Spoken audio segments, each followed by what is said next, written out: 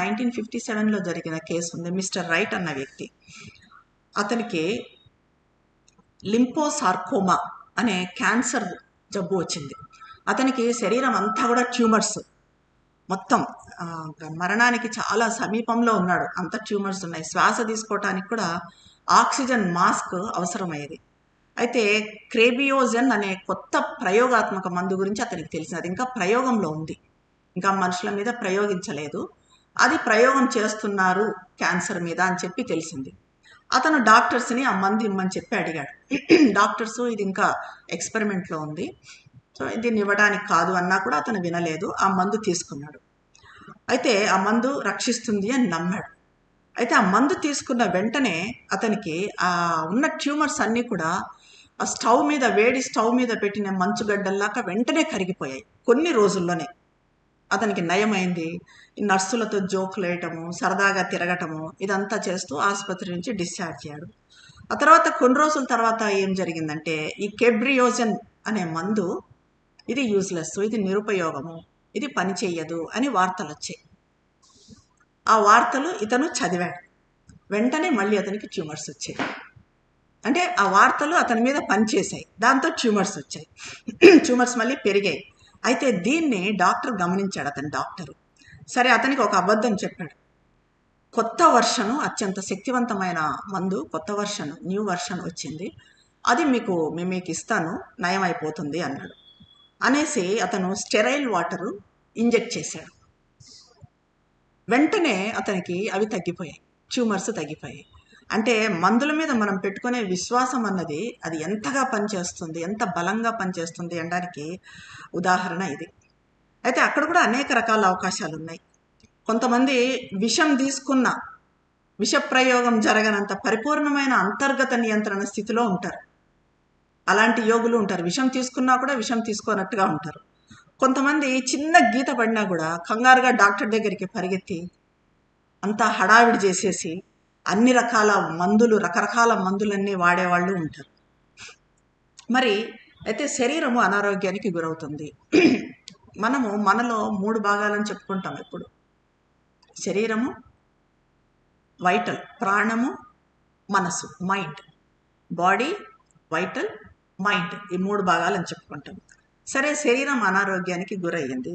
శరీరం అనారోగ్యానికి గురైనప్పుడు మరి మనసు, ప్రాణశక్తి, వైటల్, మైండ్, ఇవి కూడా అనారోగ్యానికి గురవుతాయా?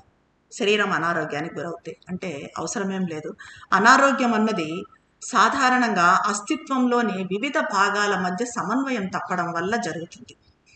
అంటే ఉదాహరణకి శరీరము ఒక పురోగతిని, ఒక ప్రోగ్రెస్ని అనుసరించలేకపోవచ్చు, కానీ మనసు, వైటలు చాలా ప్రోగ్రెస్ సాధించి ఉండొచ్చు. అప్పుడు శరీరం మూలంగా ఇవి వెనకబడిపోతాయా అంటే అలా వెనకబడిపోవడం అన్నది జరగదు. ఇప్పుడు భయంకరమైన నయం చేయలేని వ్యాధులతో ఏళ్ల తరబడి అనారోగ్యంతో బాధపడుతూ కూడా తమ మానసిక సామర్థ్యాన్ని అద్భుతంగా, స్పష్టంగా ఉంచుకొని పురోగతి సాధించిన వాళ్ళు ఉన్నారు. మదర్ దానికి చాలా ఎగ్జాంపుల్స్ చెప్తారు. షుల్లీ ప్రుదోమ్ అనే ఫ్రెంచ్ కవి, అతను ప్రాణాంతకమైన అనారోగ్యంతో ఉన్నప్పుడే అత్యంత అందమైన కవితలు రాశాడు. అతని శరీరం ముక్కలైపోతున్నా, క్షీణిస్తున్నా కూడా అతను మాత్రం అందరితో నవ్వుతూ ఎంతో ఆహ్లాదంగా ఉండేవాడు. అలాగే మనకు తెలిసిన ఉదాహరణ, రీసెంట్ ఉదాహరణ కూడా, బ్లాక్ హోల్స్ గురించి పరిశోధన చేసిన సైంటిస్ట్ స్టీఫెన్ హాకింగ్. అతను తన 21st ఇయర్ అప్పుడే, 21వ ఏటనే ALS అనే నరాల వ్యాధికి గురయ్యాడు. అది క్రమంగా పక్షపాతానికి గురయ్యింది. ఒక 2-3 ఏళ్ళు మాత్రమే బతుకుతాడు అని చెప్పాడు. కానీ అతను రీసెంట్గా చనిపోయాడు. ఆ తర్వాత 50 ఏళ్ళు బ్రతికాడు. ఎటువంటి అద్భుతమైన పరిశోధనలు చేశాడు. విశ్వం గురించి ఎన్నో రహస్యాలు ఛేదించాడు. మనకు దీనికి అంత కారణం ఏమంటే, మన బాహ్య జీవితం వెనుక ఒక అంతర్గత జీవితం అన్నది ఉండదు. మనం చేసే సాధనలతో ఆ అంతర్గత జీవితం అన్నది మనం డెవలప్ చేసుకుంటే అప్పుడు అనారోగ్యానికి కారణాలే మారిపోతాయి. అవి ఎప్పుడూ అస్తిత్వంలోని వివిధ భాగాల మధ్య సమతుల్యత దెబ్బతినడాన్ని చూపిస్తాయి. యోగ సాధనతో మన ప్రాణశక్తిని, మానసిక చేతనను మనం పెంచుకోవచ్చు. శరీరాన్ని పట్టించుకోకుండా ఉండొచ్చు. శరీరాన్ని పట్టించుకోకుండా మనసు, ప్రాణం మాత్రం డెవలప్ అయితే శరీరము అలాగే అనారోగ్యం పాలవుతుంది. అందుకే మదర్ దీని గురించే మనకి 4 తపస్సుల గురించి చెప్తారు. తపస్య ఆఫ్, మీరు వినే ఉంటారు, tapasya of beauty, tapasya of power, tapasya of knowledge, and tapasya of love. ఇవన్నీ కూడా ఏంటంటే తపస్య ఆఫ్ బ్యూటీ అంటే శరీరం. మనం శరీరాన్ని చక్కగా ఆరోగ్యంగా ఎలాంటి వ్యాయామాలు చేసుకుంటూ మంచి నిద్ర, ఆహారం, మంచి ఆహారము తీసుకుంటూ శరీరాన్ని చక్కని భంగిమలో ఉంచుకుంటూ పనులు పరిపూర్ణంగా చేస్తూ శరీరంతో ఆ శరీర చైతన్యాన్ని పెంచుకుంటూ శరీరాన్ని ఆరోగ్యంగా పెట్టుకోవాలి. అది తపస్య ఆఫ్ బ్యూటీ. ఇంకా అలాగే తపస్య ఆఫ్ పవర్ అంటే శక్తి తపస్సు. అది మన వైటల్. మనకు వైటల్ అన్నది చాలా పని చేస్తుంటుంది, చాలా సపోర్ట్ ఇస్తుంది మనకు. వైటల్ లేని ఏ పని చేయలేము. ఇప్పుడు నేను నా వైటల్ లేని నేను మాట్లాడలేను, మీరు వినలేరు. ఇక్కడికి రావాలన్నా కూడా వైటల్ కావాలి. కానీ దీనికి కూడా మనము దీన్ని జ్ఞానం పెంచుకుంటూ శుద్ధి చెందిస్తూ అదే వైటల్ మళ్ళీ నెగిటివ్గా కూడా పనిచేస్తుంది. మనలో ఉన్న నెగిటివిటీస్కి అన్ని కారణం ఏంటంటే ఈ వైటలే. సో దాన్ని అలా కాకుండా జ్ఞానం వైపుకు మళ్ళించి దాన్ని శుద్ధి చెందిస్తూ దాన్ని డెవలప్ చేసుకోవాలి. అలాగే ఇంకోటి జ్ఞాన తపస్సు, తపస్య ఆఫ్ నాలెడ్జ్ అంటారు. అదే మనసుతో చేసే సాధనలు మనము ధ్యానం చేయడము, మంచి మంచి పుస్తకాలు చదవడము, ఏకాగ్రత పెంచుకోవటము, మంచి పాజిటివ్ థింకింగ్ పెంచుకోవటము, వీటన్నింటితో ఆ జ్ఞాన తపస్సు, తపస్య ఆఫ్ నాలెడ్జ్ పెంపొందించుకోవాలి. ఇంకా తపస్య ఆఫ్ లవ్, ప్రేమ తపస్సు అంటే మనలో ప్రేమ భావాన్ని పెంచుకోవాలి. అందరినీ అన్నింటినీ ఎప్పటికీ ప్రేమించగలగాలి, తిరుగు ఏది ఆశించకుండా. వాళ్ళు మనల్ని ప్రేమించినా ప్రేమించకపోయినా. ఇది చెప్పినంత సులభం కాదు, చాలా కష్టం. కానీ ఇది ఎప్పుడు మనలో వస్తుంది అంటే ఎప్పుడైతే మనం భగవంతుని ప్రేమిస్తామో, భగవంతుని ప్రేమించినప్పుడు అందరిలో భగవంతుని మనం చూడగలిగినప్పుడు అప్పుడు ఆటోమేటిక్గా ప్రేమ అన్నది ఏమీ ఆశించకుండా వస్తుంది. సో ఈ 4 మనము మొత్తం మన అస్తిత్వాన్ని అంతా సక్రమంగా బ్యాలెన్స్లో, సమతుల్యతలో పెట్టుకోవటానికి ఉపయోగపడతాయి. ఈ రకంగా మనసు, ప్రాణము, శరీరము, హృదయము, ఈ 4 కూడా మన ఉన్నత చైతన్యం వైపు, అదర్ కాన్షియస్నెస్ వైపు వృద్ధి చెందేట్టుగా మనం చూసుకోవాలి. ఇంకా తర్వాత ప్రమాదాల గురించి కూడా మదర్ చెప్తారు. ప్రమాదాల్లో కూడా మనం ఎంచుకోవటానికి ఒక క్షణం ఉంటుంది అంటారు. అంటే ప్రమాదం పెద్దగా కావడానికి, అది కాకుండా పోవటానికి కూడా అది కూడా మన చేతిలో ఉంది. ఇప్పుడు ఎవరైనా ఉదాహరణకి జారి పడిపోతున్నారు, మనమే జారి పడిపోతున్నాం అనుకోండి. ఆ జారి పడిపోయే క్షణానికి, ఇంకా మనకు దెబ్బ తగిలే క్షణానికి ఒక్క సెకండ్ మధ్యలో కొంచెం ఒక ఫ్రాక్షన్ ఆఫ్ సెకండ్ ఒక చిన్న గ్యాప్ ఉంటుంది. ఆ టైంలో మనము ఈ మదర్ కాన్షియస్నెస్ని కానీ, మన సైకిక్ బీయింగ్ని కానీ, మన ఇన్నర్ బీయింగ్లో కానీ కాన్సన్ట్రేట్ చేయగలిగితే ఆ ప్రమాదం ఎక్కువ జరగకుండా తప్పిపోతుంది. కానీ అది కావాలంటే మరి అప్పటికప్పుడు వస్తుందిలే అని అనుకుంటే యాక్సిడెంట్లు కూడా ఇలాగే. మనకి యాక్సిడెంట్ అయ్యి పక్కన పడిపోయినప్పుడు టక్కున వెంటనే ఈ కాన్షియస్నెస్లోకి వచ్చామనుకోండి, అది యాక్సిడెంట్ ఇంకా ప్రాణం కాదు కదా, చాలా చిన్నగా అయిపోయి పక్కకి వెళ్ళిపోతుంది. అది లేకుండా మామూలుగా ఉన్నప్పుడు అది మొత్తం ప్రాణం పోయే పరిస్థితే వస్తుంది. మరి ఇది అప్పటికప్పుడు వస్తుందా? మనకు రాదు. దాన్ని ఎప్పుడూ ఉండేట్టుగా మనం డెవలప్ చేసుకుంటూ వస్తే ఆ టైంలో మనము ప్రమాదం జరిగేటప్పుడు వెంటనే కనెక్ట్ కాగలుగుతాం. ఎప్పుడు ఆ కనెక్షన్ అన్నది, మదర్తో కనెక్షన్ అన్నది మనం డెవలప్ చేసుకోగలిగితే, ఎప్పుడైతే ప్రమాదం మన దగ్గరికి వస్తుందో, వ్యాధి మన దగ్గరికి వస్తుందో, మనం కింద పడిపోతున్నామో, అప్పుడు వెంటనే కనెక్ట్ కాగలుగుతాము. అప్పుడు వెంటనే ఆ మదర్ ప్రొటెక్షన్ అన్నది పనిచేస్తుంది. కానీ ఆ టైంలో మరి అలా జరిగినప్పుడు అయ్యో ఇప్పుడు నాకు దెబ్బ తగలబోతుంది, అయ్యో నేను పడిపోయాను, పెద్ద ప్రమాదం అవుతుందేమో అని ఒక్కసారి ఆ డిప్రెసివ్ థాట్స్ వచ్చాయి అనుకోండి, భయము, డిప్రెసివ్ థాట్స్, ఇంకా మనం అనుకున్నదే జరుగుతుంది. కాబట్టి అలా కూడా పడ్డా కూడా, కింద పడ్డా, యాక్సిడెంట్ జరిగినా ఎక్కడ కూడా మన మనోనిబ్బరం అన్నది కోల్పోకూడదు. కాబట్టి జీవితంలో ప్రతి నిమిషము ఎంతో ఎరుకతో ఉండాలి. ఆ సెకండ్లో అతి తక్కువ సమయంలోనే ప్రమాదం కాకుండా కూడా మనము చేసుకోవచ్చు. ఇప్పుడు సామూహిక ప్రమాదాలు అన్నవి చెప్తాం, అంటే కలెక్టివ్ ప్రమాదాలు అంటారు. ఇవి జరుగుతూ ఉంటాయి. ఇప్పుడు బస్సు యాక్సిడెంట్లు, ట్రైన్ యాక్సిడెంట్లు, ప్లేన్ యాక్సిడెంట్స్, ఇవన్నీ కూడా మరి ఇవి కూడా వ్యక్తులు, వాతావరణాల కలయిక వల్ల ఏర్పడుతుంది అంటారు మదర్. ఇప్పుడు ఫస్ట్ వరల్డ్ వార్ అప్పుడు ఏసెస్ అనే వ్యక్తి, అతను అద్భుతంగా విమానాలు నడిపేవాడు. అతనికి ఎప్పుడు ఏమీ జరగలేదు. కానీ ఒక్కసారి అతనికి ఏదో తనకు జరగబోతుంది అన్న దురదృష్టం ఉంది తనకు అన్న ఆలోచన వచ్చింది. ఆ తర్వాత అతను ఒకసారి ఫ్రాన్స్కి వెళ్ళాలనుకున్నాడు. అప్పుడు అతనితో పాటు మదర్ సోదరుడు అతనితో పాటు వెళ్ళాలనుకున్నాడు. అతను వెళ్ళే విమానము ఎలాంటిదంటే, ఇప్పుడు అన్ని షోలు పెడతారు చూడండి, విమానాలు, ప్లేన్ షోస్ అని, అలాంటి విమానం. సో చాలామంది అతనికి వీళ్ళ మదర్ బ్రదర్కి చెప్పారు, నువ్వు దాంట్లో వెళ్ళొద్దు, అది సేఫ్ కాదు అని. కానీ ఆయన వినలేదు. అతనితో పాటే ఆ ఏఎస్ఎస్ అనే అతనితో పాటే దీంట్లో వెళ్ళాడు, ప్లేన్లో వెళ్ళాడు. వెళ్తే ఏమైందంటే అది మధ్యలో మామూలుగానే వెళ్ళింది. కొంచెం దూరం పోయిన తర్వాత ఆ సహారా ఎడారి మధ్యలో అది మొరాయించి ఆగిపోయింది. ఆగిపోయినా కూడా మళ్ళీ కొంచెం సేపటికి మళ్ళీ అదే సర్దుకుంది, మళ్ళీ అదే స్టార్ట్ అయ్యి వెళ్ళిపోయింది, కంటిన్యూ అయింది. కంటిన్యూ అయ్యి కొంత దూరం పోయిన తర్వాత ఈయన దిగాల్సిన డెస్టినేషన్ వచ్చింది, మదర్ బ్రదర్. అతను దిగిపోయాడు.